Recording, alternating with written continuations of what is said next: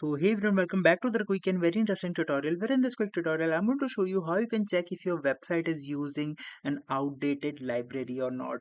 Now, in order to do it, all you need to do is just simply open any of the browser here. You can do the same step on the smartphones as well. Now here, you have to search for a saying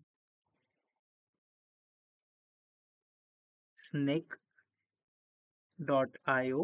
slash website scanner slash. You can see the right URL. If I pronounce it wrong, be very careful with the URL.